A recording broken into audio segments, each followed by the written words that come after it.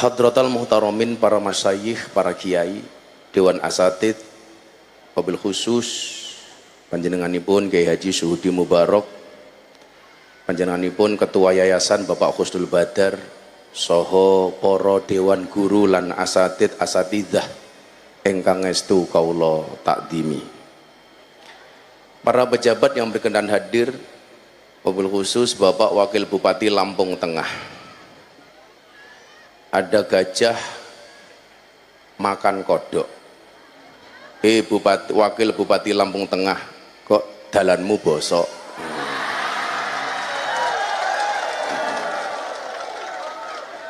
Saya to the point saja Pak Ardito. Saya tahu Anda mau nyalon bupati. Tolong Anda berdiri dan jawab pertanyaan saya dengan tegas. Kalau besok saudara Ardito jadi bupati, siap enggak untuk memperbaiki jalan di depan yayasan? Tolong dikasih mic biar kita semuanya dengar. Saudara Ardito, saya bertanya, seandainya Anda terpilih jadi bupati Lampung Tengah, bersediakah saudara untuk memperbaiki jalan di depan Yayasan Pondok Pesantren Bustanul Ulum? Tolong dijawab. Siap, saya akan perbaiki jalan di depan Bustanul Ulum di tahun pertama pemerintahan selanjutnya. Terima kasih. Siap Bapak, siap. Karena kalau nggak segera juga saya nggak berani melawan utusan khusus Presiden apa? Meneng cangkemmu. Segenap panitia penyelenggara dan seluruh ikatan alumni Bustanul Ulum yang saya banggakan, Bapak Ibu warga masyarakat Jaya Sakti dan sekitarnya yang berbahagia. Alhamdulillahirabbil alamin, saya bisa sowan kembali silaturahim dengan alma mater yang sama-sama kita cintai. Ada sebuah makalah yang menyebutkan al-uyun tansa man ra'at walakinnal qulub la tansa man ahabbat. Mata bisa lupa pada setiap apa yang ia lihat, tetapi hati tidak akan pernah lupa dengan siapa yang dicintai. Tentunya saya bisa sowan karena cinta. Kalau mikir perjalanan saya Pak Bu, mungkin saya tidak sanggup. Sudah 10 hari saya nggak pulang. Hari Kamis minggu kemarin saya berangkat dari Grobogan, lanjut Madiun, Magetan, Sidoarjo, Surabaya, Pasuruan. Kemudian saya berangkat ke Banjarmasin, pulang ke Jakarta, lanjut ke Pulau Bali 2 hari acara sama Pak Kapolri, lanjut Jakarta, Lampung, besok saya ke Merauke. Tapi dari semua perjalanan itu yang paling membuat saya susah adalah Lampung. Konsisten dengan jalan bosoknya. Nah, maka kesemuanya itu ternyata ketika saya mulai berputus asa. 2 minggu yang lalu saya baru pulang dari Turki. Saya umroh. Semua yang belum pernah berangkat umroh saya doakan mudah-mudahan segera dipanggil oleh Allah untuk ziarah ke Mekah dan Madinah. Saat di Raudhah, hasibu qabla ang tuhasabu. Ternyata saya menyadari aktivitas sebaik apapun itu ada titik jenuhnya, ada titik bosennya. Saat saya sujud di Raudhah, ma baina baiti wa mimbari raudhatun min riyadil jannah. Saat itu saya melantunkan satu doa, alhamdulillahirabbil alamin ala ni'matil Islam wa kafa biha min nikmah. Duh Gusti matur nuwun, panjenengan dadosaken kaula tiang Islam, wa kafa biha min nikmah, dan cukuplah ini nikmat terbaik bagi saya. Saya duduk kemudian saya kontemplasi, mikir, saya mau apa lagi? Saat itu saya berada pada satu titik jenuh. sudah bingung dengan apa yang mau saya perbuat ke depan. Soal pencapaian umpamanya 1 tahun di tahun 2023 saya diundang Presiden Jokowi ke Istana Negara 4 kali. Sekian banyak lembaga tinggi, semua segmen pernah saya masuk. Saat itu saya bertanya, saya mau ngapain lagi? Apalagi hari ini orang-orang mengenal saya sebagai AKBP. Aku kiainya Bapak Prabowo. Sorry ye. Saat kemudian problem itu datang, Pak Prabowo bilang sama saya, Gus, mau nggak membantu saya? Dalam bentuk apa, Pak? Saya pengen kalau bisa Gus Miftah jadi Menteri Agama. Saya bilang, Pak, saya nggak tertarik jadi menteri. Kenapa, Gus? Repot, Pak. 1, harus potong rambut. Kan aku nggak mau. Yang kedua, kalau saya jadi Menteri Agama, Pak, yang seneng orang Lampung, Pak. Setiap pengajian di mana-mana mintanya gratis kabeh. Saya mengatakan begini, percaya diri itu penting Bapak Ibu, tapi sadar diri itu jauh lebih penting. Begitu banyak orang pengen ambisi, pengen jadi pejabat karena melihat fasilitas dan kewenangan, tetapi lupa dengan tanggung jawabnya. Makanya saya bilang kalau ada pejabat datang ke daerah, itu pertama kali yang harus disampaikan oleh pejabat itu minta maaf. Kenapa? Karena ketika dia dibayat, ditasbihkan sebagai kullukum ra'in wa kullukum mas'ulun an ra'iyatih. Tanggung jawabnya ini besar. Makanya Pak Ardhito kalau ketemu warga jangan membanggakan apapun, minta maaf.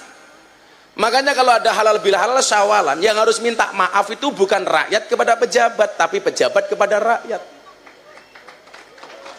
Betul? Pejabat itu kan kadang-kadang menangan, Pak. Lampung Tengah umpamanya dapat penghargaan dari presiden sebagai kabupaten terbaik umpamanya. Yang mendapatkan penghargaan siapa? Bupati dan wakil bupatinya. Tapi yang bersih-bersih jalan kira-kira bupatinya atau rakyatnya? Rakyatnya. Ketika jalan kotor, yang nyapu kira-kira, yang pegang sapu, itu wakil bupatinya apa rakyatnya? Rakyatnya. Tapi yang duduk di istana wakil bupatinya. Kan bedok. Nah, maka kemudian saya itu nggak mau Pak Dito. Udahlah Pak, saya nggak usah jadi Menteri Agama, saya membantu Bapak itu saya ikhlas. Pertaruhannya besar. Kalau mungkin Pak Prabowo nggak jadi Bapak Ibu, saya mungkin target utama. Tapi ternyata Allah itu adil. Allah itu adil. Sehingga kemudian saat di Nabawi itu saya mikir, saya mau ngapain lagi? Setelah dari Mekah, saya berangkat ke Turki. Di Turki itu ada satu kota namanya Bursa. Di Bursa itu ada satu masjid namanya Ulu Jami. Di dalam masjid Ulu Jami itu ada tulisan wawu pakai khot naskhi.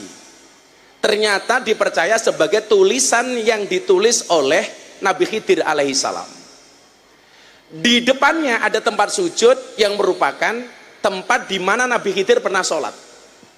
Saya ambil air wudhu, saya sholat di depan tulisan huruf wawu, makom di mana Nabi Khidir sholat. Begitu selesai sholat saya nangis Pak.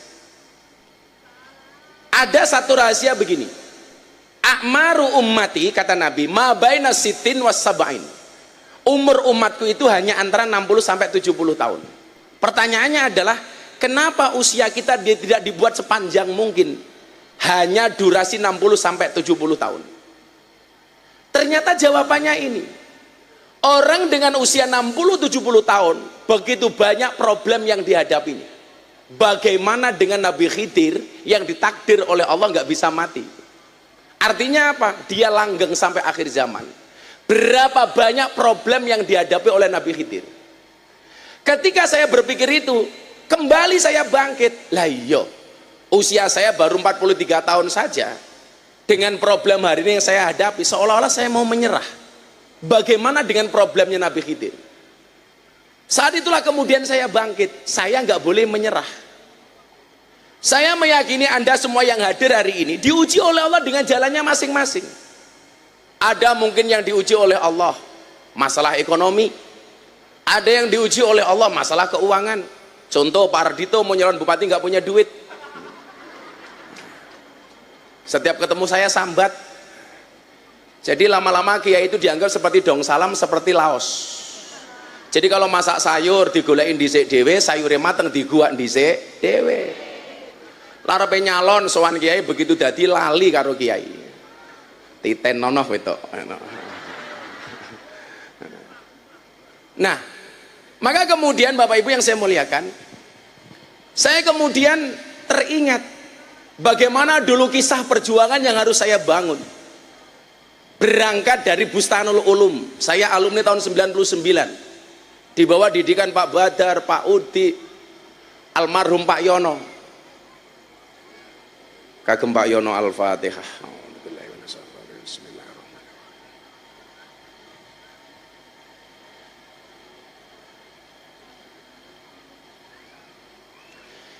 Memori itu kemudian teringat dan terngiang kembali. Saat kemudian bagaimana saya merintis karir, saya teringat lafadz kalamuna lafdun mufidun kastakim. Dimanapun kamu berada, selama kalam-kalamu ini mufid, berfaedah, dan kamu lakukan secara istiqomah, kamu akan jadi orang besar. Maka kemudian saya perlu berdamai dengan diri saya sendiri.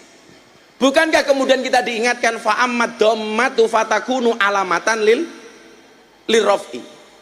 Orang itu kalau mau besar, syarat pertamanya itu harus akur dalam konteks internal dan eksternal. Dalam konteks internal, dia harus akur dengan dirinya sendiri, berdamai dengan hatinya sendiri. Coba hari ini Anda yang punya masalah, sudahkah Anda damai dengan hatimu? Sudahkah damai dengan perasaanmu? Saya harus berdamai.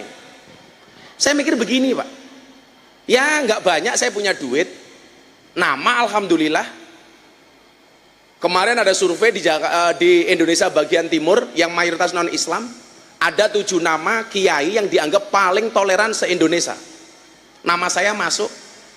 Ada nama Kiai Haji Abdurrahman Wahid almarhum, kemudian yang kedua almarhum Kiai Haji Zainuddin MZ, yang ketiga almarhum Kiai Haji Hasyim Muzadi, yang keempat Kiai Haji Buya Syafi'i Ma'arif, yang kelima Profesor Dr. Quraisy Shihab, yang kelima Profesor Dr. Said Agil Sirot, yang ke-6 Profesor Dr. Kiai Said Agil Sirot, yang ke-7 alumni Bustanul Ulum Miftah Maulana Habibur Rahman. Saya dianggap survei dari beberapa populi, opol tracking macam-macam, dianggap ustadz yang paling berpengaruh di Indonesia dan lain sebagainya. Maka kemudian saya bilang begini, saya harus akur dengan hati saya sendiri, mendamaikan hati sendiri. Jadi kalau kita yang hadir dengan segala problemnya, mohon maaf, pengen kemudian dilancarkan oleh Allah, berdamailah dengan hatimu. Karena nyuwun saya Bapak Ibu, kita itu kalau ngomong mutmainnah, seolah-olah mutmainnah itu ketika kita mati. Karena kita terprovokasi dengan ayat faya ayyatuhan nafsul mutmainnah irji'i ila rabbiki radiyatam mardiyah. Ternyata mutmainnah itu tidak harus nunggu mati. Urip ya butuh mutmainnah. Kalau rezekimu pengen lancar, hatimu ya kudu mutmainnah. Prosesmu pengen lancar, kudu mutmainnah. Contoh begini, gelas, walaupun nggak ada kopinya.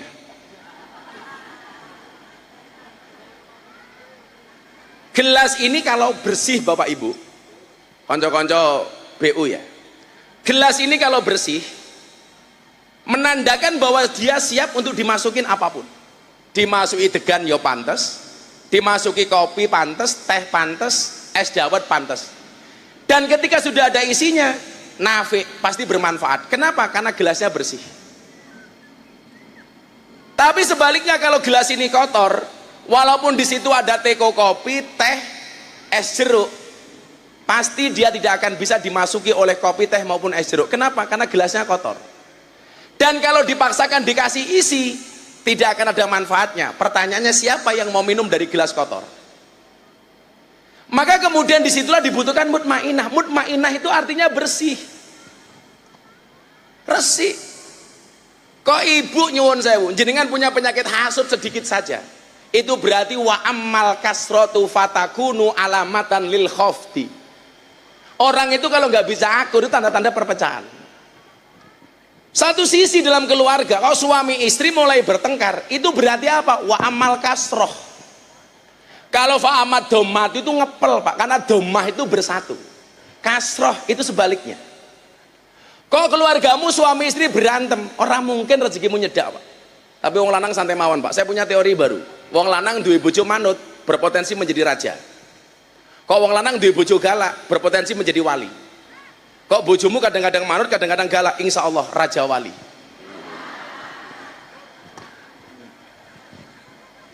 Tapi sejarah mencatat, nggak ada ceritanya laki-laki itu menang sama perempuan. Ternyata tersangkanya siapa? Fir'aun Pak. Saya itu benci dengan Fir'aun bukan karena dia ngaku Tuhan urusan dia lah. Tapi saya benci bukan karena itu. Fir'aun itu kan punya keputusan dalam pemerintahannya atas bisikan dukun. Jadi salah satu ciri dari Fir'aun itu adalah dia percaya dengan dukun. Jadi hari ini kalau ada orang jahat hati kok percaya dengan dukun, saya curiga jangan-jangan cucunya Fir'aun. Nah, keputusannya apa? Setiap bayi yang lahir dalam keadaan jenis laki-laki harus dibunuh. Ternyata ibunya Nabi Musa melahirkan. Yang lahir siapa? Musa. Titit apa tutut? Titit. Begitu lahir, ibunya Musa andilau, antara dilema dan galau. Ini kalau saya pelihara dibunuh, kalau dibunuh masa anak sendiri dibunuh. Kemudian dia punya firasat. Karena itaku firasat al-mu'min fa innahu yang duru binurillah. Firasatnya apa? Bayinya Musa ini dihanyutkan di sungai. Begitu dihanyutkan, ternyata ditemu oleh istrinya Fir'aun. Namanya siapa? Siti Asyah. Siti Asyah ini wali Pak. Jadi selama berkeluarga dengan Fir'aun, yang dikeloni sama Fir'aun itu bukan Siti Asyah, tapi setan yang diwujudkan seperti Siti Asyah. Karena Allah nggak mungkin ridho walinya kumpul dengan orang yang ngaku Tuhan seperti Fir'aun. Siti Asyah itu wali. Makanya dalam Al-Quran itu ada 4 macam tipe keluarga. Saya mau tanya sama ibu-ibu. Yang pertama tipe keluarga Nabi Nuh, suaminya soleh, istrinya nakal. Yang kedua tipe keluarga Fir'aun, suaminya nakal, istrinya solehah. Yang ketiga tipe keluarga Abu Lahab, suaminya nakal, istrinya nakal. Yang keempat tipe keluarga Ibrahim, suaminya soleh, istrinya solehah. Ibu-ibu Anda pilih keluarga yang mana? Nuh, Fir'aun, Abu Lahab, apa Ibrahim? Ibrahim, subhanallah. Dan Anda tahu Ibrahim istrinya 2.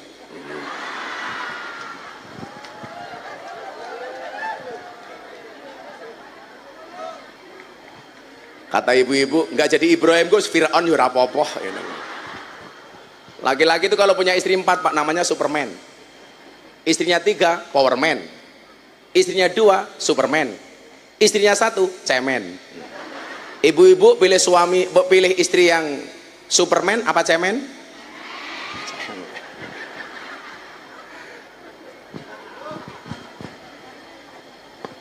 Akhirnya Asia ini membawa bayinya pulang.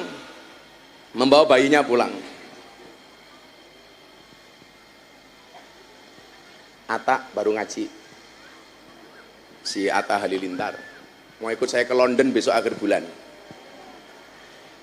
Begitu dibawa pulang, Fir'aun kaget, tanya sama Asia, siapa itu? Bayi. Dari mana? Nemu. Lanang wedok? Lanang. Fir'aun marah Pak, pateni. Siti Asia bisa jawab Pak, ora iso Mas Fir'aun, ora iso. Undang-undangnya bayi sing mau pateni kuwi bayi sing mau goleki. Iki bayine teko dhewe. Yang harus kamu bunuh itu bayi yang kamu cari. Ini datang sendiri, kamu nggak boleh bunuh. Delalah Pak. Fir'aun manut. Maka sejarah mencatat sejak saat itulah para suami kalah dari istri. Fir'aun Pak biang keroknya. Maka saya benci dengan Fir'aun gara-gara itu. Orang ngajar orang wedok. Tapi saya memahami psikologi perempuan. Perempuan itu dalam bahasa Arabnya asal katanya hampir sama dengan cermin. Perempuan itu bahasa Arabnya mar'atun. Cermin bahasa Arabnya mir'atun. Pertanyaannya kenapa perempuan itu asal katanya sama dengan cermin? Karena hati perempuan itu seperti kaca, Bu. Kalau sudah pecah tidak akan pernah utuh kembali. Makanya perempuan itu karakternya satu, kalau disakiti nggak pernah lupa, kalau menyakiti nggak pernah ingat. Itulah perempuan. Ciri-cirinya jilbabnya coklat.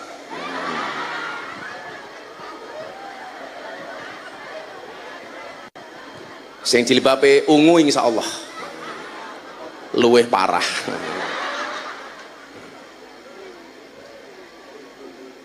Kata Pak Hadi mewakili perasaan saya Gus. Nah, jadi bapak-bapak yang saya muliakan, fa'amad domatu fatakunu alamatan lirofi. Kalau kita pengen rofa, pengen tinggi, harus domah dalam konteks apapun. Dalam konteks pribadi harus domah dengan hatinya sendiri. Dalam konteks suami istri ya suami istri, dengan porsinya masing-masing lah.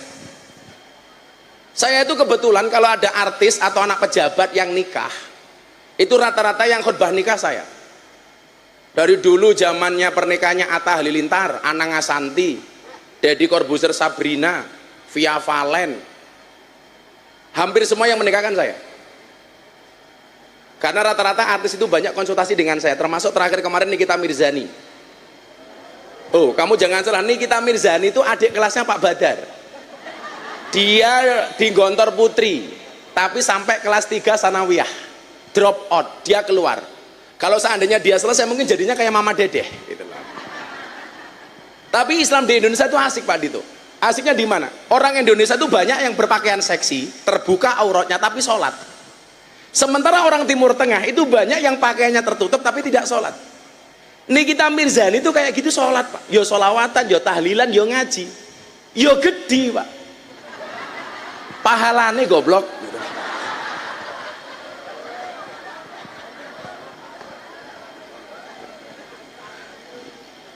Saya bilang sama kamu, mbok kamu jilbaban lagi nduk. Gitu bahaya. Ya udah saya tak menyelesaikan syuting film saya. Saya besok janji bulan Juli, insya Allah atas perintah Abah saya mau jilbaban lagi. Tapi saya nggak bisa jamin bah seberapa lama. Saya nggak urusan seberapa lama. Jarib walah takun arifah. Kata Pak Badar di Mahfudot itu. Dicoba saja. Nanti kamu akan tahu kok mananya seperti apa. Ya sudah kamu coba. Makanya dia janji sama saya, besok bulan Juli mau berjilbab lagi. Persoalan besok dibuka lagi, ya kita bisa lihat yang gede lagi, gitu-gitu lah kira-kira. Harus dhammah. Demikian juga dengan sebuah organisasi kayak IKBU atau yayasan kita lah. Bagaimana kemudian kerukunan itu diuji dengan perbedaan pendapat umpamanya. Mari kita lihat bagaimana Nabi menyikapi perbedaan. Ada satu orang yang paling dibenci banget sama Nabi, namanya Wahsy. Anda tahu kenapa Nabi membenci Wahsy? Karena Wahsy itu orang yang membunuh pamannya Nabi, ahabban nas ila Rasulillah sallallahu alaihi wasallam, Sayyidina Hamzah bin Abbas. Sayyidina Hamzah dibunuh Pak sama Wahsy. Nabi ini bencinya minta ampun, dia nggak mau ketemu dengan Wahsy. Hidayah kemudian turun. Makanya kenapa ayat Maulid Nabi itu laqad kana lakum fi Rasulillahi uswatun hasanah liman kana yarjullah wal yaumal akhir. Pemahamannya itu begini, ini ayat optimisme. Bisa jadi bapaknya kafir, anaknya muslim. Bisa jadi orang tuanya susah, anaknya bisa bahagia. Anak bapaknya bukan siapa-siapa, anaknya pejabat.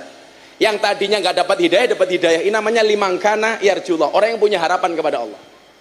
Jadi Anda nggak boleh berputus asa. Wahsy akhirnya masuk Islam pada dapat hidayah. Matur sama Nabi. Nabi nggak seneng ketemu sama dia, dia datang.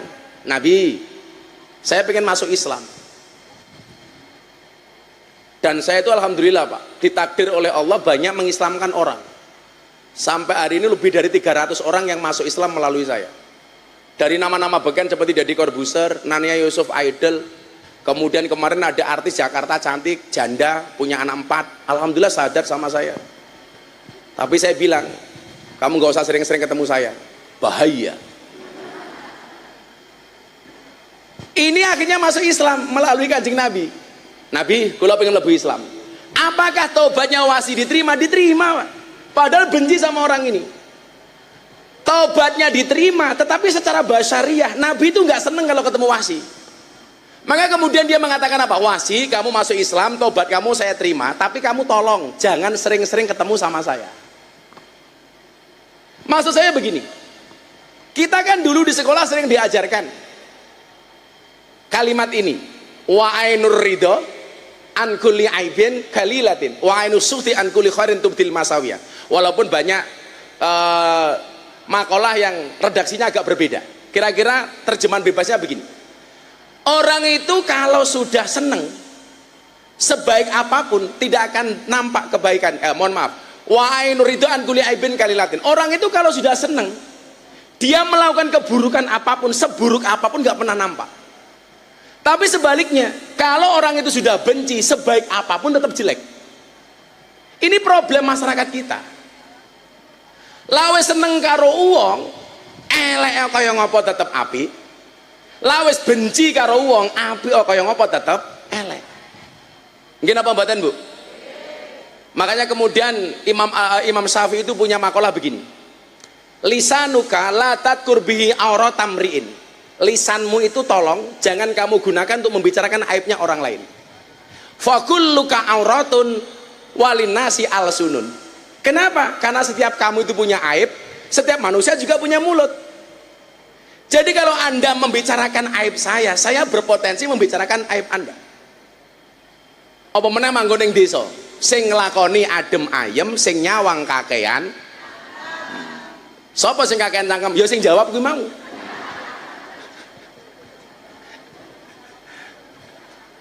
Repot pokoknya, nuruti cangkeme wong niku repot. Lah ini Nabi mengajarkan kepada kita begini, Pak. Kita boleh nggak sependapat sama orang, tapi mohon maaf, kita tidak bisa menutup mata atas kebaikan orang itu. Ceramah ini kemarin saya sampaikan di Istana Negara, pas saya diundang untuk ceramah buka puasa bersama Presiden Jokowi dan Presiden terpilih Pak Prabowo dengan semua para menteri. Saya bilang dalam konteks oposisi dan koalisi, kita nggak boleh benci dengan mereka yang oposisi dengan kita. Mungkin kalau kita jengkel, ya sering-sering ketemu. Maka kemudian problem hari ini adalah ketika orang lain berbeda dengan kita itu dianggap musuh, Pak. Makanya ini menarik. Niki hadis yang dulu pernah dibahas di Bulughul Maram. Orang Baduy yang kencing di dalam masjid. Masjid zaman dulu itu kan hanya sajadah yasjudu masjidan, tempat kosong yang digaris. Jadi masjid awal Nabi itu tidak ada atap, tidak ada tembok, apalagi karpet, apalagi sajadah. Makanya kenapa banyak orang dulu kalau sholat batuknya hitam, karena sujudnya di atas pasir, di atas kerikil. Kalau sekarang hitam kemungkinan kecil, wes keramik, marmer, karpet, dhuwure sajadah. Mungkin kalau hari ini ada orang yang jidatnya hitam itu bukan karena sujud, tapi dikeplaki bojone.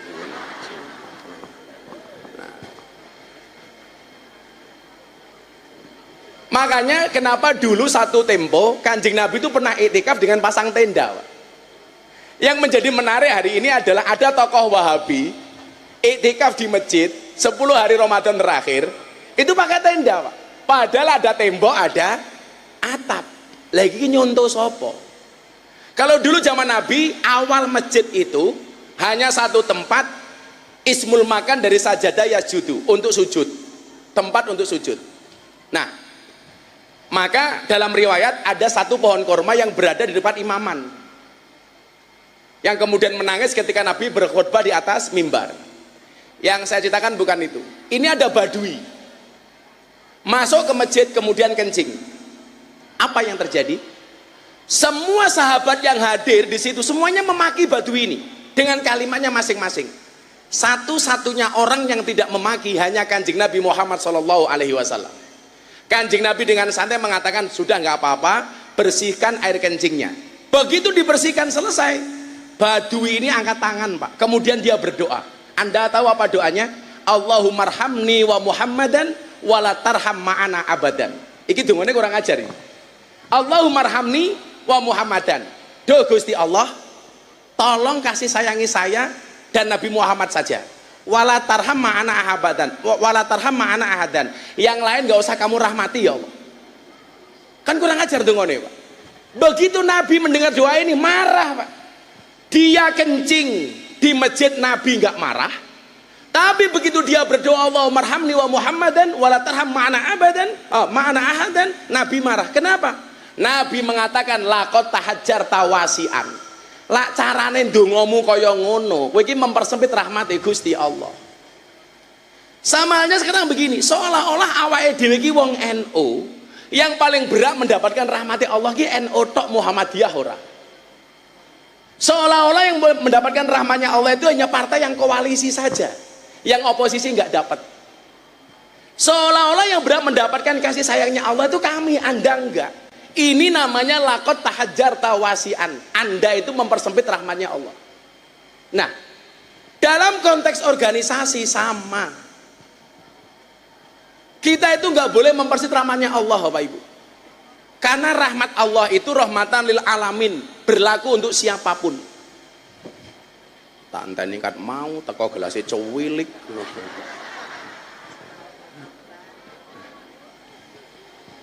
Makasih ya Pak. Singgotmu jijiki.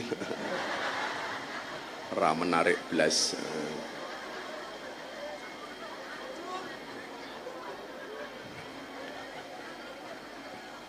Saya itu kalau minum kopi yang pertama saya cium baunya.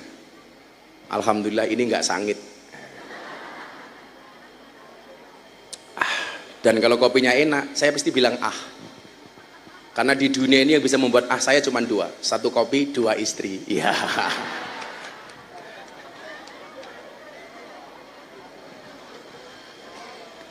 Saya bilang sama Ardito, kalau minum kopi itu harus panas-panas. Ini kan konteksnya pejabat. Ingat Ardito, jangan pernah kamu sesali kopimu dingin. Kenapa? Karena ketika hangat tidak pernah kau hargai. Wah. Kalau dulu kan kita melihat guru yang paling galak itu Pak Badar.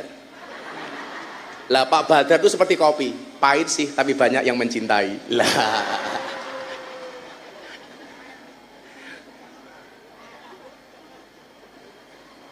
Ya mungkin saya itu bisa jadi seperti ini salah satunya karena galaknya Pak Badar gitu loh. Ya. Nah, saya ulangi, lakot tahajar tawasian. Disitulah kemudian Bapak Ibu perlu kita pahami bahwa persatuan itu menjadi penting. Domah, ayo rukun, Bu,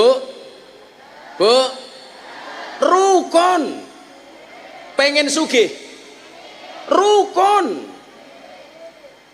Bojomu kira sama onek-onek, insya Allah mati dewe.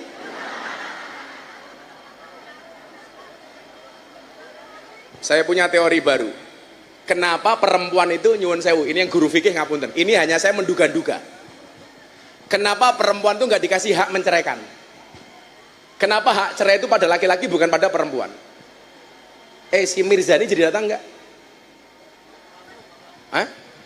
Nggak datang.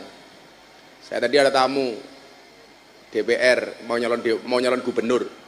Orangnya Pak Prabowo, si Mirzani. Mirzani tanpa Nikita.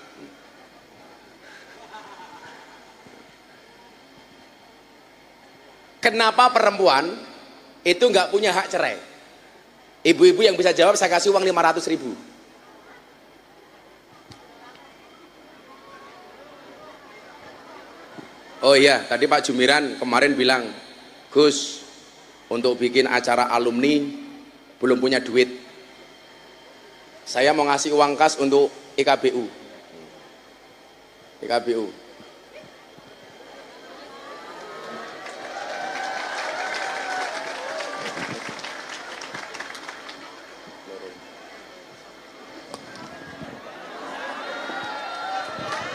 Saya kasih kas untuk IKBU 100 juta.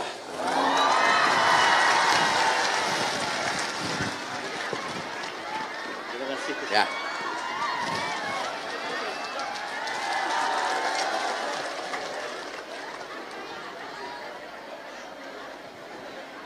Kok di sana ada yang teriak, Gus aku rondo, sing takon sopo?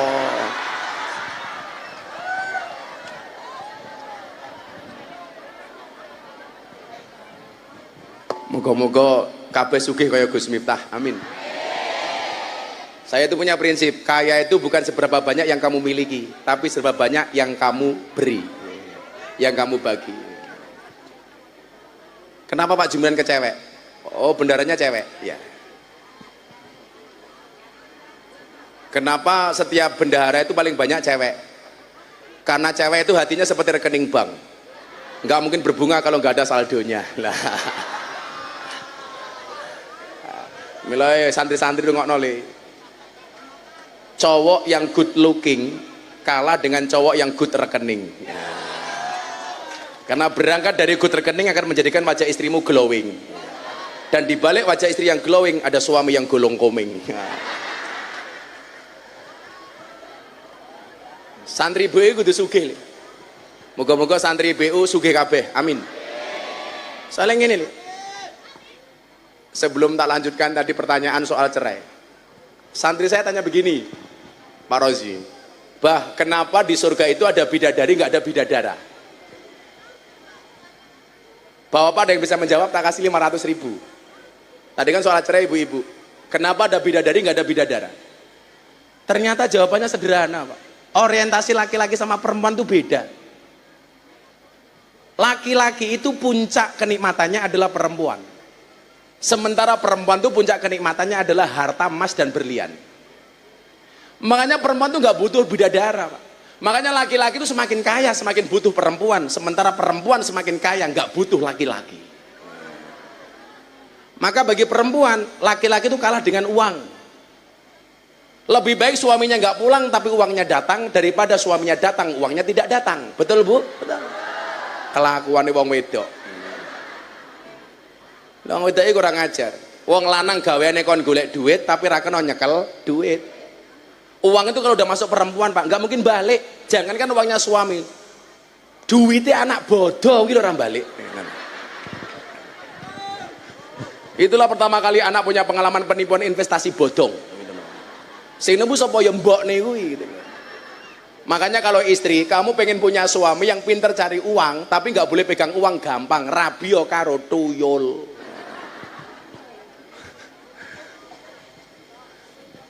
Kenapa perempuan tuh nggak punya hak cerai, Bu? Ternyata jawabannya sederhana. Berdasarkan penelitian psikologis, laki-laki itu dominan dalam memutuskan memberikan keputusan itu 86% menggunakan akalnya. Sementara perempuan, mohon maaf, 86% menggunakan perasaannya. Perasaannya. Jadi kalau perempuan cepat baper itu lumrah karena 86% dia menggunakan perasaan. Nah, kalau perempuan dikasih hak cerai, itu tingkat perceraian pasti tinggi. Karena setiap baper pengennya pegatan. Maka kemudian implikasinya apa? Banyak orang gila yang gelandang di pinggir jalan. Niku nyuwun sewu, lanang apa wedok? Rata-rata lanang. Mergo orang gila itu bukan karena perasaan tapi karena otaknya yang gila. Ngopo wong lanang kok sing stres? Ya mergo mikirke bojone ngeyelan. Sing jilbabe pink.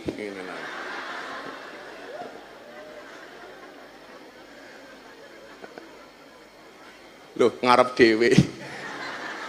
Cangkeme mangan.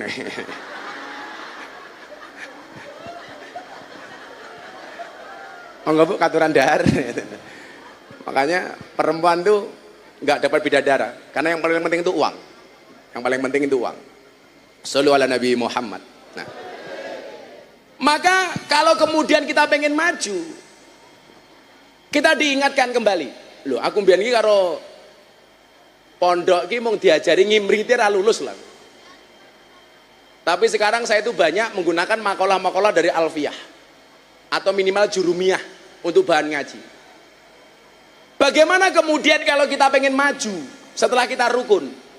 Wal ismu minhu mu'rabun wa mabniyun. Isim itu ada dua, mu'rab dan mabni. Mu'rab itu dinamis, mabni itu statis. Pilihannya kemudian adalah kita mau mengambil peran yang mana? Mau jadi mu'rab atau mabni? Mu'rab. Orang mu'rab itu optimis, bukan pesimis. Apa bedanya optimis sama pesimis?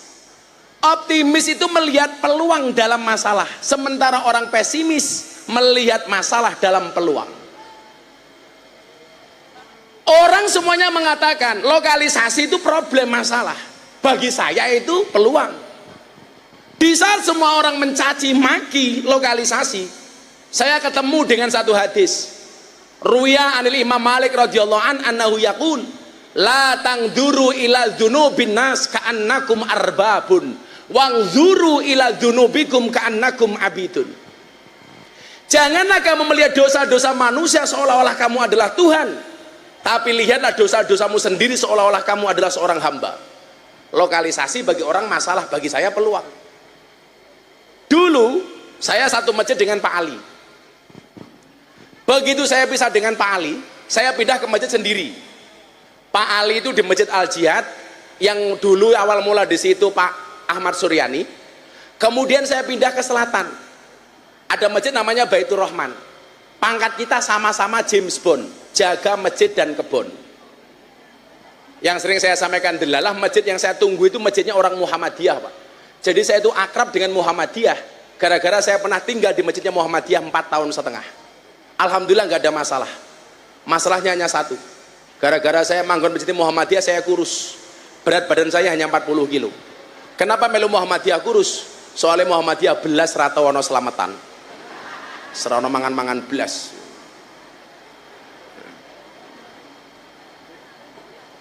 Rapapa udan. Ini kalau dulu saya punya kiai di Pangandaran itu, kalau hujan sunnahnya baca doa ini. Allahumma hawalaina wala alaina. Lah ini tempat mustajabah. Ibu-ibu yang bawa anak, mumpung hujan kayak gini, pegang dadanya, baca doa Nabi kepada Abdullah bin Abbas ketika dipegang dadanya oleh Nabi. Abdullah bin Abbas itu dipegang dadanya oleh Nabi, dinginnya sampai punggungnya Abdullah bin Abbas. Doa yang dibaca apa? Allahumma usyu jaufahu hukman wa ilman. Jadi ibu-ibu kalau anaknya pamit berangkat sekolah, ojo mau sangoni duit tok, sangoni dongone Kanjeng Nabi marang Abdullah bin Abbas. Pegang dadanya, kamu bacakan doa. Allahumma uhsyu jaufahu hukman wa ilman. Allahumma uhsyu jaufahu hukman wa ilman. Atau anaknya tidur, pegang dadanya. Allahumma usyu jaufahu hukman wa ilman. Kalau bojone cerewet beda lagi, Pak. Bojone turu solawati. Allahumma sholli ala sayyidina Muhammad wa ala ali sayyidina Muhammad. Cekel cangkeme summum bukmun umyum fahum.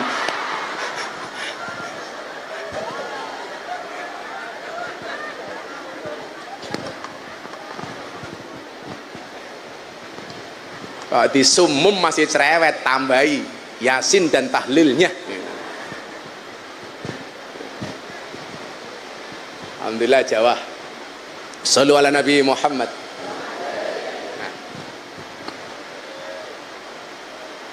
Wal ismu minhu mu'rabun wa mabniun. Isim itu ada dua, mu'rab dan mabni. Posisi kita pesantren-pesantren ini harus berani memposisikan diri sebagai mu'rab. Tantangan hari ini yang dihadapi oleh santri 2024 itu berbeda dengan saya dulu di tahun 99 umpamanya, atau zamannya Bu Sri, zamannya Pak Jumiran. Ini berbeda, Pak. Kadang-kadang problemnya adalah siswa itu tidak bisa berkembang. Kenapa? Karena gurunya sendiri nggak berkembang. Makanya yang wajib belajar itu tidak hanya murid tapi juga guru. Makanya Yai Huda Jazuli Ploso itu kan sayang banget sama saya. Beliau mengatakan begini, Le, kowe iki lak ngaji terus mutolaahmu kapan? Sementara saya itu nggak pernah berhenti. Saya ngaji 24 jam. Sehari jadwal saya bisa 4-5 kali. Keliling seluruh Indonesia. Bahkan ke beberapa negara di dunia. Padahal ketika kita menempatkan sebagai mu'rab, kita harus bisa menjadi trendsetter, Pak, bukan follower. Makanya kenapa ngaji saya di klub malam menjadi heboh. Dari masjid yang tadi saya tempati, 10 kilo dari masjid itu ada tempat lokalisasi namanya Market Flower, pasar kembang. Isinya mbak-mbak PSK. Setiap melintasi tempat itu, kalimat orang alim cuma satu, Pak. Iki tempat maksiat, mengundang murkanya Allah. Saya sebaliknya, ini peluang, ini tantangan. Problemnya ilmu saya pas-pasan. Ilmu khitobah saya hanya saya dapatkan dari muhadoroh. Tapi jangan salah, setiap muhadharah lomba ceramah pasti saya juaranya. Bustanul Ulum masih ada muhadharah ya? Ini anak-anak yang menyepelekan muhadharah pasti menyesal. Pasti menyesal. Gara-gara muhadharah diundang presiden. Gara-gara muhadharah saya diundang oleh wali kota Los Angeles, Amerika Serikat. Gara-gara ceramah saya di gereja tahun 2021 viral. Pas saya ceramah di gereja Jakarta Utara. Di Indonesia saya dibully, dimaki, dicaci. Saya dapat undangan Pak dari luar negeri, dari Los Angeles, Amerika Serikat. Di Indonesia saya dikatakan Miftah kafir, ceramah di gereja. Dasar Miftah kafir. Saya jawab hurra popo, sahadat meneh, rampung. Repot amat. Jadi alasan mengkafiran saya itu satu Pak, karena saya dianggap berani masuk tempat ibadah agama orang lain. Lah saya jawab, kalau masuk tempat ibadah agama orang lain itu kafir, rata-rata alumni Bustanul Ulum kuwi kafir. Soalnya apa? Karena ketika rihlah iktisodiyah karo Pak Rozi, Pak Yono diajak ning Borobudur. Jadi kalian kafir gara-gara Pak Rozi. Masuk tempat ibadah agama dibilang kafir. Nah, ilmu belajar ngaji saya itu dari muhadharah. Ceramah saya dari muhadharah. Tapi ini ada peluang. Peluangnya di mana? Ini, teorinya begini.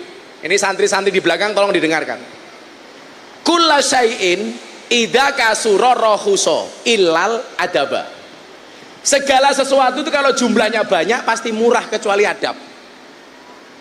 Makanya kalau Anda pengen mahal gampang, jadilah orang yang punya adab tinggi, atau yang kedua, jadilah yang sedikit. Barang itu kalau sedikit berarti langka, kalau langka itu antik, kalau antik harganya mahal. Kiai itu banyak, tapi yang ngurusi lonte jarang. Siapa? Gus Miftah. Berarti Gus Miftah kiai? Kiai langka goblok. Kok kiai lonte loh. Barang gila dilarang yuk. Contoh, Muktamar NU di Lampung. Saya bikin acara konser kebangsaan bersama Habib Lutfi bersama band Padi di Jakarta. Saya lelang belangkon untuk saya nyumbang Muktamar NU di Lampung. Anda tahu belangkon saya laku berapa? 900 juta. Pertanyaannya, kenapa kok bisa? Karena saya orang yang berani mempopulerkan sesuatu yang tidak lumrah. Kiai ini biasanya nganggo peci, nganggo imamah, nganggo kopiah putih. Saya melawan tradisi itu dengan cara menggunakan apa? Belangkon. Maka sekarang orang mengidentitaskan saya dengan belangkon. Saya 2 kali jual belangkon. Yang pertama hak santri asuh di Jawa Timur. Belangkon saya laku 200 juta. Kemudian yang kedua di Lampung laku 900 juta. Kenapa? Karena dianggap antik Pak. Padahal saya menggunakan belangkon dalam rangka muhafadzah alal qadimi soleh. Sama halnya nyuwun sewu Pak. Saya acara 10 November di Surabaya. Ada wartawan datang dari Australia. Gus, saya melihat Anda di YouTube. Ada satu pertanyaan untuk Anda. Apa Mas? Saya lihat dari semua tokoh di Indonesia, kenapa yang berani dan bahkan sering ngomong dancuk itu Gus Miftah? Jangan bersuudon saya ngomong dancuk itu misuh, nanti dulu. Saya bilang, saya itu ngomong dancuk dalam rangka mempertahankan kearifan lokal. Muhafadzah alal qadim, walaupun mungkin tidak soleh. Alasan saya apa? Sederhana. Kalau orang Indonesia tokohnya nggak ada yang berani ngomong dancuk, berpotensi dancuk itu diklaim sebagai milik Malaysia. Karena Malaysia itu apa-apa diklaim, Pak. Reok Malaysia, wayang Malaysia, batik Malaysia, keris Malaysia. Lawai dhewe rawani ngomong dancuk, bisa jadi dancuk diklaim sebagai milik Malaysia. Kan ra lucu, masa Ipin Upin ngomong dancuk. Lah, ora pantes Pak, dancuk lah, ora kepenak.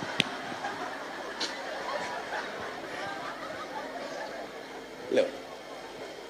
Saya berani ngomong dancuk karena saya tahu sejarah. Tahun 2018 pertama kali saya ke Belanda. Saya masuk museum di Belanda. Dancuk itu siapa? Ternyata itu nama tokoh besar di Belanda, namanya Danko. Untuk menghargai ketokohan si Danko dijadikan nama tank. Tanknya ini agak kecil yang dulu nyerbu Surabaya. Tanknya kecil akhirnya bisa masuk ke perkampungan Surabaya. Jadi begitu tank ini masuk, orang Surabaya histeris teriak Danco, Danco, Danco. Karena orang Surabaya ngomong Danko itu susah. Jadi haulnya bawa Hasbullah, Pak. Yang bikin lagu ya lal waton ya lal waton ya lal waton itu mohon maaf setiap hal tuh ngundang saya ngaji. Satu ketika yang ngaji saya yang sambutan Pak Jokowi, waktu itu masih ada ketua umum PBNU yang lama Pak Said Agil Sirot sama masaih kumpul, yang ceramah saya kan mata ini. Walaupun saya bilang seharusnya saya udah nggak perlu ceramah. Kenapa? Karena ada prinsip idza wujudul ma batalat tayamum. Kalau sudah ada air maka tayamum itu gagal. Ini sumur semua, saya datang kok tayamum itu nggak pas. Tapi kiai-kiai ngomong, pokoknya saya ceramah kudu Gus Miftah. Oke, saya ceramah. Karena di hadapan saya ada presiden, ada ketua umum PBNU, para masaih, ngaji 1 jam, belas saya nggak ngomong dancuk, Pak. Ngempet aku, Pak. Selesai ngaji, kita lagi makan malam bersama para undangan yang lain. Pengasuh pondok pesantren Tambak Beras, Mbah Kiai Hasib Hasbullah. Ini putunya Mbah Wahab, datang. Gus, nggih Kiai wonten dawuh. Aku gelo karo awakmu. Wonten dawuh Kiai, aku gelo. Salah kula napa Kiai? Aku gelo. Lah napa Kiai? Lah kowe iki lho, takon ngaji sak jam mok belas ra ngomong dancuk iki kepiye lah. Nyesel aku langsung batin dancuk, dancuk aku. Tapi gini ku Pak, kalau saya ngomong dancuk itu mungkin pantas. Tapi kalau kayak Pak Said, Pak Andoko itu mungkin nggak pantas, gitu, nggak pantas. Karena kan adil itu wadu syai'in fi mahalli, meletakkan segala sesuatunya sesuai dengan proporsinya. Jadi lah dancuk sing ngomong cangkeme Miftah itu pas. Tapi lah nyuwun sewu lah tutuke Pak sapa Pak Jumiran ora pas, malah wagu Pak Jumiran. Tapi gitu tadi, akhirnya saya tahu prinsip adil itu yang pas. Maka kadang-kadang sesuatu yang boleh dilakukan tetapi tidak patut jangan dilakukan. Sakjanjane entuk tapi ra pas, tolong jangan dilakukan. Contoh, khutbah Jumat nganggo helm. Ayo. Entuk apa ora le? Entuk, tapi ora pantes. Kowe sugih jamu akeh. Mangkat mulang ning Bustanul Ulum, kiwa tengen monggone jam kabeh. Entuk, tapi ora pantes. Pengajian alumni jilbabe pink entuk, tapi ora pantes. Aku zizi.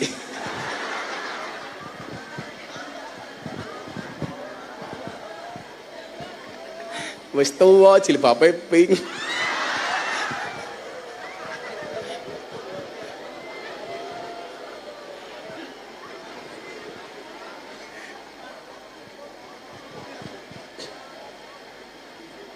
Sallu ala Nabi Muhammad. Itu namanya asas kepantesan. Loh, saya itu tahu diri Pak. Dulu gitu, kalau tak cerita, awal mula saya ketemu sama presiden, itu salah satunya di pernikahannya Atta Aurel. Sebelum itu ada tapi tertutup. Yang saya ceramah live TV, kemudian di hadapan presiden, itu nasihat pernikahan di pernikahannya Atta dan Aurel. Pas pampres Pak, ini Jan, briefing saya itu 3 kali. Gus, hati-hati, diksi dan kalimatnya tolong ditata. Ini di hadapan presiden, live TV. Nggih Pak. 2 jam sebelum acara datang lagi. Gus, tolong nggih, nanti ngomongnya lebih ditata. Nggih Pak. Lah saya tahu lah likul limakol makom likul limakom makol. Saya harus tahu papan panggenan. Sampai 10 menit sebelum acara datang lagi. Gus, sebelum dia ngomong langsung saya bilang, Pak mandek. Umpama sing iso awakmu sing ceramah awakmu dudu cangkemku goblok, tak bilang itu. Meneng Pak pas pamprese gitu loh. Wong kok kakek aturan. Lho saya itu yang ngerti lah, ngaji karo presiden, ngaji karo kiai, ngaji karo konco dewi. Karena saya paham, walaupun saya tidak alim. Hadisnya sama, ketemu dengan audien yang berbeda. Dulu kan kalau Pak Badar masuk di muhadarah selalu menyampaikan khatibun nas biqadri ukulihim. Ngomong karo wong sesuai dengan kemampuan akalnya. Ya saya paham lah. Saya ketemu dengan mbak-mbak di lokalisasi, dengan pengajian umum, dengan di istana. Tentunya berbeda. Hadisnya sama, tetapi audien yang ditemui berbeda, cara menyampaikannya juga berbeda, how to do-nya ini berbeda, Pak, kaifiahnya beda. Contoh, saya ngimami sholat bocah-bocah mendem di Malioboro, Jadi saya dulu punya kebiasaan Pak, jam 3 pagi saya keluar naik motor. Begitu ono bocah mabuk tak parani. Begitu tahu saya, Gus, piye cah? Kurang, mbok tambahi Gus. Tak tambahi Pak, beli botol. Saya bilang, kamu tak tambahi, tapi syaratnya satu. Nanti subuh kamu sholat bareng saya. Saya ngimami, kamu makmum. Siap Gus, aman. Begitu adzan subuh, Allahu Akbar, Allahu Akbar. Saya bilang, janji kamu apa? Kalau adzan subuh sholat, sholat. Wes. Wudu saya nggak gagas, yang penting sholat. Allahu Akbar. Di belakang anak mabuk ini Pak, 10-15 orang di Malioboro. Ikut saya sholat. Allah. Ghairil maghdubi alaihim waladdallin. Umumnya jawab amin. Wong mabuk beda Bu. Ghairil maghdubi alaihim waladdallin. Rampung sholat yang geletak kabeh. Ini berulang kali dilihat oleh beberapa kiai. Ini kembali ke teori tadi, mu'rob. Wakula saya tidak kasroh rohuso ilal adaba. Saya dimaki-maki sama kiai-kiai. Miftah ki goblok, pekok, wong mabuk kok diajak sholat. Bukankah kamu tahu sholatnya orang mabuk itu tidak diterima oleh Allah 40 hari? Ngopo wong mabuk mau ajak sholat? Wis. Mas-mas yang denger ini protes sama saya. Gus, nopo leres ono hadis yang menyatakan sholatnya orang mabuk tidak diterima oleh Allah 40 hari. Oh bener. Lah ngopo kok Gus minta ngajak aku sholat? Dia tanya lagi, kira-kira sholatku ditompo apa ora? Saya jawab, ditompo ora ditompo itu bukan urusanmu. Sing penting kowe sholat. Jangan berhenti sholat kalau kamu masih ahli maksiat. Tetaplah sholat walaupun kamu ahli maksiat. Ketika orang mengatakan dasar Miftah goblok wong mabuk diajak sholat, cukup saya jawab, cukup Rokib dan Atid yang menilai amalku, cangkemmu rasah melu-melu. Yang pengen saya tumbuhkan apa? Rasa malu Pak. Suwe-suwe mereka itu kalau diajak sholat terus isen Pak, berhenti dengan mabuknya. Contoh, saya itu punya torikoh. Kalau torikohnya Habib Lutfi itu bangun makam. Kalau torikoh saya itu membantu memberikan mukena rukoh kepada mbak-mbak pekerja malam, termasuk PSK, termasuk LC, termasuk Purel. Lawang desa mungkin Purel nggak tahu. Purel itu kepanjangannya perempuan rela diusel-usel. Mereka bekerjanya di puskesmas, pusat kesenangan mas-mas. Pekerjaannya karaoke, katorok dibuka, oke. Setiap saya ketemu tempat seperti itu Pak, itu saya bagi mukena. Makanya di pondok saya nyetok mukena Al-Quran banyak. Di Gang Sono Tretes Pasuruan, itu ada lokalisasi terbesar di Jawa Timur setelah Doli, karena Doli tutup. Ada 580 mbak-mbak PSK. Tapi demi Allah, demi Rasulullah, saya nggak pernah ngaji di hadapan mereka kok manggil nyuwun sewu, lonte, nggak pernah. Karena kan nggak mungkin Bu saya pengajian sama mereka, mbak-mbak, para lonte rahimakumullah, kan nggak mungkin. Saya bagi mukena Pak, 580 le. Nyoh, janji ya, sholat. Nggih, Bah, sholat. Ramadan kemarin, mereka nggak pulang. Akhirnya apa yang terjadi? Sebelum mereka bekerja sebagai PSK, mereka terlebih dahulu melaksanakan sholat taraweh berjamaah menggunakan rukuh dari Gus Miftah. Rampung taraweh, yo kerja meneh. Saya tanya, Pak Yurando, alhamdulillah Bah laris. Lah kok iso nggih berkaya Abah. Lah silaka ngawur.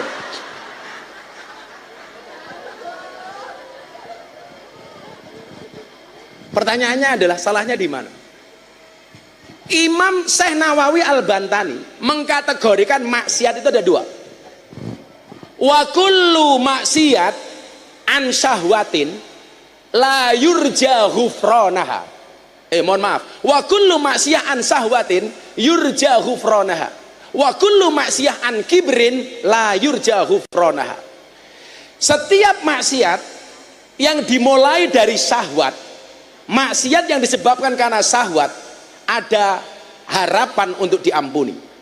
Sementara maksiat yang disebabkan karena kesombongan, tidak ada harapan untuk diampuni, atau minimal lebih kecil lah persentase diampuni. Apa bedanya maksiat syahwat dengan maksiat kibrin? Bedanya adalah Lah ana wong maling pitik. Mergo anak bojone ra kuat mangan. Pitike didol untuk memberikan nafkah anak dan istrinya. Mohon maaf, Pak. Ini maksiat dari syahwat atau dari kibrin atau dari kesombongan? Syahwat, Pak. Nyolong pitik mergo anak bojone ra kuat mangan. Tapi kono pejabat negara kaya DPR Heri, kaya Ardito wakil bupati, wis dibayar negara, nganggo fasilitas negara, uripe diopeni negara, kok nguntal duite rakyat. Itu kira-kira syahwat atau sombong? Sombong, ora iso diampuni. Ardito, rungokno kupingmu.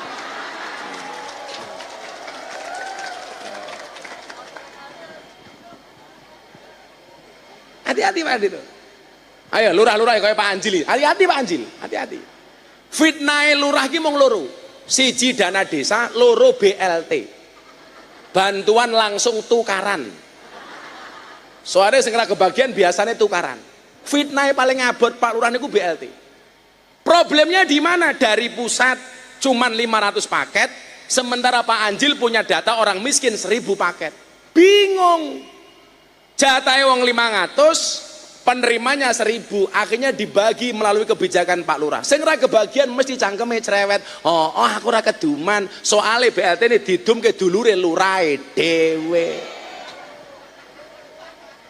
Ana sing suudon ngoten niku. Enten. Itu benar. Benar-benar suudon. Mesake lurahe. Untungnya sakniki nyuwun sewu. Pemerintah sudah mengeluarkan kebijakan. Lurah diperpanjang jabatannya sampai 8 tahun. Anda tahu kenapa diperpanjang 8 tahun? Mergo modale durung balik, tak kandhani.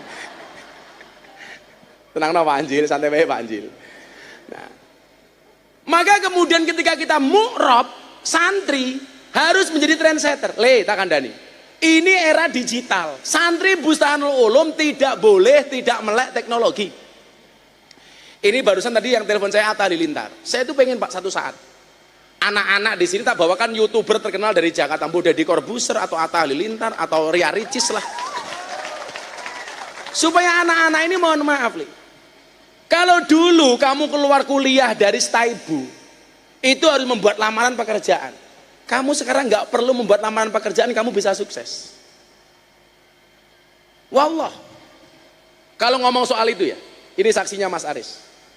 Saya tahun kemarin itu menghajikan bapak ibu saya, mertua saya, istri sama saya, 6 orang. Awalnya bapak saya bilang begini, bapak kok kajine reguler jek suwe le yo. Lah dawuh Pak, lak mangkat haji tahun ini piye le? Saged Pak Furodah, larang le 500 juta. Saya bilang sama bapak saya, pun bapak ndonga mawon, insya Allah bidal. Bapak ibu saya dari Jabung, saya daftarkan haji. Begitu daftar bapak karo mak kelingan aku duwe maratuwa. Iki lak maratuwaku ora tak hajak iki dadi masalah. Wis masalah iki. Urusan karo wong wedok angel pokoke iki kok. Untung bojoku siji, maratuwaku sak paket. Lah bojoku 4, lah modar aku no. 8 Pak gitu loh. Akhirnya berempat saya daftarkan, istri saya bilang, "Beb, oh kita romantis Pak." Saya jawab, "Iya saya." Bukan sayang sih, setonir rojim. Pripun? Bapak ibu kan pun sepuh, kalau mereka berangkat nggak ada yang nemenin kan repot. Mbok kita berangkat sekalian. Waduh, waktu itu biaya furoda yang saya ambil untuk paket VIP 700 juta. Artinya kalau kali 4 saja sudah berapa? Istri saya bilang, karena istri saya bilang, udah Bun, tak nyari uang dulu, kita berangkat. Istri daftar, saya bayar. Raffi Ahmad telepon saya, Gus, berangkat haji nggak tahun ini? Baru mau daftar bro. Sudah, Gus Miftah berangkat haji sama saya. Kebetulan Rans Entertain mau berangkat haji, saya, Raffi, Nagita, macam-macam. Mbak Gus Miftah yang bimbing. Oke. Akhirnya saya membayari haji 5 orang. Haji saya dibayari Raffi Ahmad. Begitu mau berangkat, Raffi nggak bisa berangkat. Kenapa? Karena visanya nggak keluar. Akhirnya saya berangkat, Raffi Ahmad nggak berangkat. Total saya makan uang 3 miliar untuk berangkat haji berenam. Nah, bagaimana kemudian saya tadi bilang kita nggak perlu cari pekerjaan. Kamu melek teknologi, keren. Begitu saya wukuf di Padang Arafah, salah satu tempat mustajabah, saya cuma bilang sama mama, Mak, jenengan mbiyen duwe anak kaya kula iki dongane napa to, Mak? Wong-wong niku do takon. Dongane jenengan iki napa? Jenengan mbiyen kula ning Bustanul Ulum kirimane ya saonone. Maka saya harus ngewangi ayah Udi ke kandang sama Pak Said, sama almarhum Afif waktu itu. Setiap sore. Ya karena saya ngrumangsani nderek ayah ra iso mangan gini, ra iso ra kuat bayar mangan gini ayah. Akhirnya ke kandang nimpal telek pitik. Makanya kenapa saya sama Gus Nur waktu dibilang dasar Miftah Gus telek. Tapi saya bangga dibilang telek. Kenapa? Karena telek itu sakti, Pak. Buktinya apa? Enggak ada orang yang berani nginjak-nginjak telek, Pak. Ora ono le. Bahkan ana wong wani nginjak telek dingklang le. Aduh, telek gitu. Lucu nona ibu-ibu ngerti telek malah diambu. Telek po yo, goblok gitu.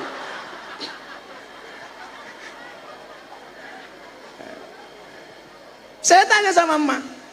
Os, emak ki wong desa lele. Dongane yo mung Fatihah karo selawat. Dadi lak awakmu ning Yogya ning Jaya Sakti kan mbiyen ben bar salat awakmu tak Fatihah ini. Allahumma sholli ala sayyidina Muhammad, muga-muga anakku ning pondok manfaat berkah ilmune Al-Fatihah. Coba ibu-ibu lah dipraktekin. Kemudian maca donga saisone. Saya di wukuf, saya bilang, "Mak, jenengan dongake kula. Pulang dari sini anakmu lebih berprestasi, anakmu lebih maju, anakmu lebih keren." Ya le, Mak donga. Wong niku munteng wukuf Arafah, Pak. Dongane macem-macem niku. Saya pernah ketemu kiai desa. Nggawa kotak koper, satu koper, gede. Isinya apa? Titipan donga. Jadi wong sak kampung nitip donga kabeh, Pak Badar. Lagi cilok kok gini. Akhirnya diwaca niku sampai meh asar, nggak rampung-rampung. Padahal kan durasi wukuf itu hanya khutbah duhur sampai sebelum matahari tenggelam. Ini mohon maaf, maca donga ora rampung-rampung, wonge nangis. Tak takoni, napa Kiai? Kula susah Gus. Lah napa? Lah niki koper ki isine wong nitip donga kabeh, isine kertas donga.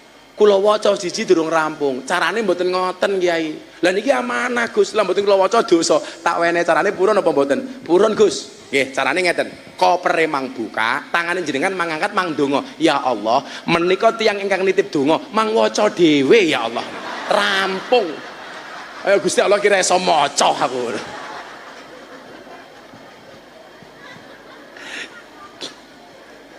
Akhirnya mak kula niku kula ndonga kula ngamin nggih. Dongane mama nggih sederhana. Allahumma sholli ala sayyidina Muhammad wa ala ali sayyidina Muhammad. Ya Allah muga-muga anak kula niki ya Allah jenengan gawe sukses, jenengan gawe mulya bojo donya bojo akhirat. Rabbana atina fid dunya hasanah wa fil akhirati hasanah wa qina adzabannar. Dongane hanya itu le. Coba tata bahasa dilihat. Fid dunya itu bacaan apa? Harusnya idgham loh. Fid dunya. Tapi ternyata membacanya bukan idgham, tapi apa? Idhar. Fid dunya. Pertanyaannya, kenapa yang seharusnya idgham dibaca idhar? Karena urusan dunia itu harus jelas, bukan bermemeng. Saiki kiai diundang ngaji ikhlas. Begitu mulai samplopi mlebu kamar mandi, tak pikir ngising, bono ngintip isine amplop. Begitu isine dia germemeng. Makanya diajarkan kalau Pak Ardito wani ngundang abah ngaji nggonmu apa meneh kampanye, kuwi harus fitun ya, idhar. Kudu jelas. Padha karo Miftah ngaji ning Bustanul Ulum jelas.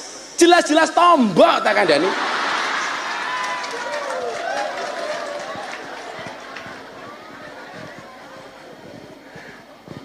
Ternyata apa yang terjadi, Bu? Saya pulang sama bapak ibu transit di Oman, karena waktu itu kita naik pesawat Oman, yang dapat bisnis di pesawat Oman. Sampai Oman, seminggu setelah mak saya berdoa di Arafah, HP saya bunyi di WA, Gus nerima endorse gak? Kan followernya Gus Miftah banyak, alhamdulillah follower saya 2,4 juta di Instagram. Endorse apa Pak? Real food Gus, minuman untuk orang COVID. Ini kalau minum ini keren Gus, halal, sertifikasi MUI. Tugas saya apa? Gus Miftah cukup branding di IG-nya Gus Miftah 2 kali saja diposting bahwa Gus Miftah itu brand ambasadornya Real Food. Siap. Nggih Pak, insya Allah saya baru di Oman. Begitu selesai dia telepon, Gus Miftah mau. Nggih Gus, tolong saya dibantu jenengan sebagai brand ambasador produk saya selama setahun. Hanya berkewajiban posting 2 kali di Instagram. Gus Miftah saya bayar 3 miliar. Saya berangkat ke haji orang tua saya 3 miliar, belum sampai rumah sudah diganti oleh Allah. Mu'roble. Kesempatan kalian sama, melihat peluang dalam masalah. Masalahnya satu, bukan kok masalah mampu nggak mampu, pasti mampu. Persoalannya adalah mau atau tidak mau, itu saja. Makanya ketika saya berangkat ke Jogja saat itu, saya cuma bilang begini, saya punya prinsip hidup. Hidup di dunia itu tidak semudah membolak-balikkan tangan, tapi dengan tangan kita bisa membolak-balikkan dunia. Maka bermimpilah dalam hidup, jangan hidup dalam mimpi. Makanya kemudian orang yang roja, orang yang mu'rob itu punya roja. Mal farku bainar roja wal umniyah. Apa perbedaan antara harapan dan angan-angan? Dijawab oleh Ibnu Athaillah As-Sakandari, hikam. Dulu ayah Yahudi itu ngaji hikam, saya nggak diajak. Saya ngaji Pak Robingun, Pak Jumiran, Pak Jarwoko. Saya nggak diajak. Saya cuma dengar dari jauh. Ayah ngaji hikam, Ibnu Athaillah As-Sakandari. Saya nggak ngerti kenapa saya nggak diajak, dan sampai hari ini saya nggak berani bertanya. Apa aku ora diajak ngaji? Tapi hari ini Pak Rozi ngapunten, makalah-makalah hikam saya banyak hafal, Pak. Berkah ilmu. Maka saya meyakini keberkahan itu ada. Mal farqu bainar roja wal umniyah. Ibnu Athaillah menjawab, ar-roja ma qoronahu amalun. Roja itu adalah ketika kamu punya keinginan, harapan, kamu wujudkan dengan ikhtiar dan perbuatan. Wa illa fahuwa umniyatun. Kalau kamu punya keinginan, punya cita-cita, tapi nggak ada ikhtiar, itu namanya tamani, angen-angen. Saya dulu, mohon maaf, begitu keluar dari Jaya Sakti, saya minimal punya keinginan bagaimana guru-guru saya itu bangga dengan saya. Dan itu ternyata nggak bisa lepas dari faktor keberkahan. Makanya mungkin saya dulu nimpal telek pitik bareng Pak Said itu berkah. Mungkin saya dulu gara-gara bal-balan karo Pak Sahroni jikok nanas di kampleng karo Pak Badar itu berkah.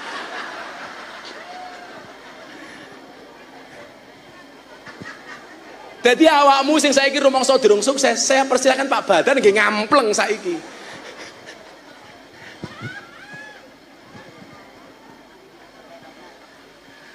Kau setengah 6.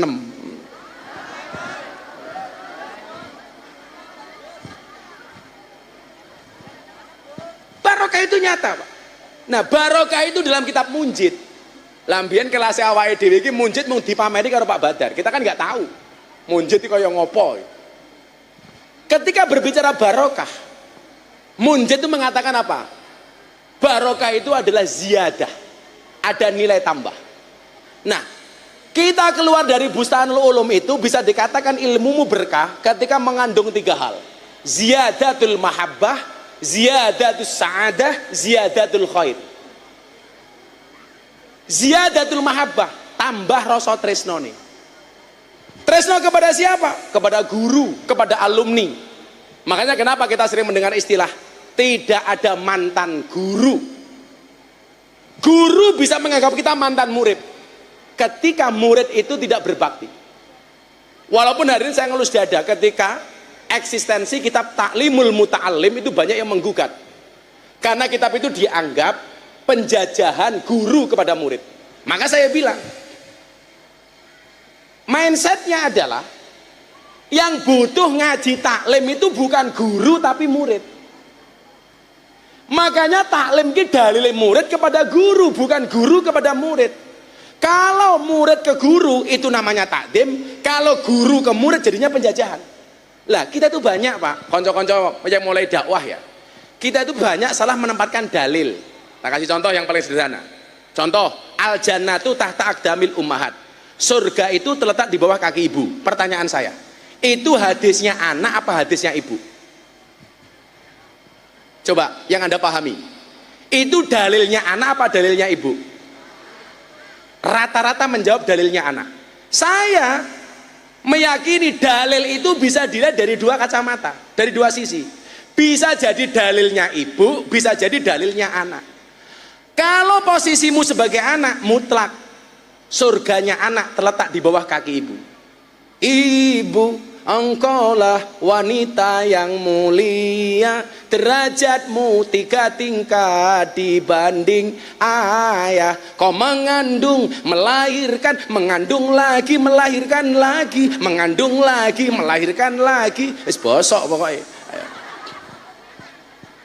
Surgane anak tergantung hormati anak marang wong tua.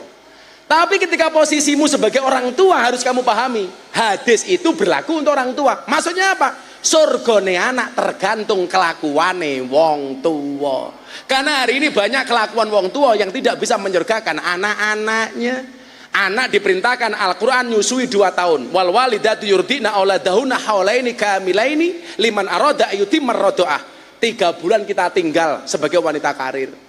Anak era disusoni, malah ditinggal senam, 1, 2, kemayuyuyu.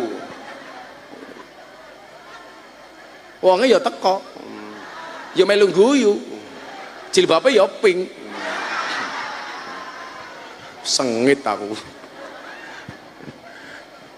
Ini misdalil, Pak. Salah penempatan dalil. Itu ya dalilnya anak, dalil wong tua. Contoh lagi begini. Perempuan yang paling baik itu adalah yang paling murah mas kawinnya. Yang harus membaca hadis itu laki-laki apa perempuan? Perempuan yang paling baik adalah yang paling murah mas kawinnya. Itu dalilnya laki-laki apa perempuan? Perempuan, supaya tidak banyak menuntut kepada laki-laki.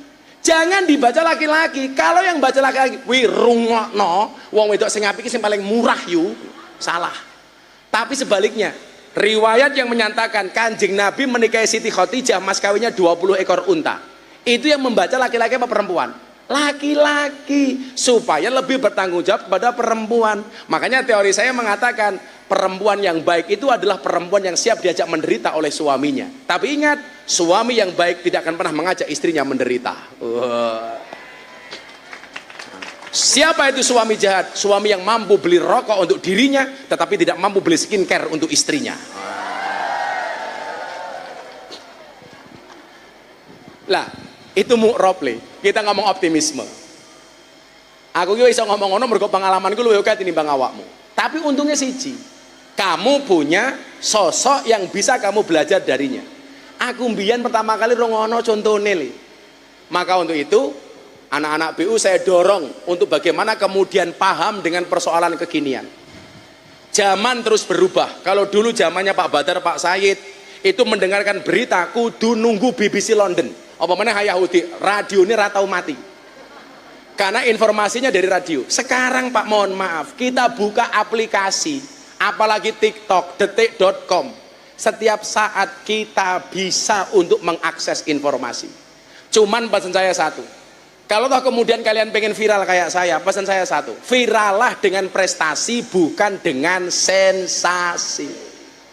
Prestasi le, ojo kaca Surabaya nganggo jilbab, kotangnya dibuka, diposting, hai guys, susuku gede guys, viral, tapi akhirnya berakhir di kepolisian. Naudzubillahi min dzalik. Wal ismu minhu mu'rabun wa mabniun. Mudah-mudahan anak-anak Bustanul Ulum dijadikan oleh Allah anak-anak yang mu'rab, anak-anak yang dinamis, anak-anak yang optimis. Amin Allahumma amin. Mungkin demikian Bapak Ibu yang saya muliakan, kurang lebihnya mohon dimaafkan. Mudah-mudahan bisa silaturahmi di lain waktu dan kesempatan. Hasbi Rabbi Jalallah ma fi qalbi ghairullah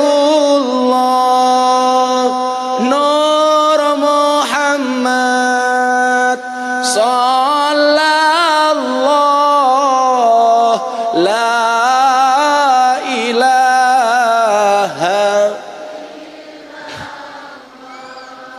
hasbi rabbi jalallah ma fi qalbi ghairullah nur Muhammad sallallahu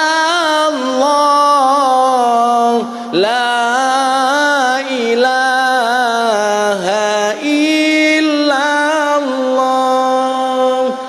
hasbi rabbi jalallah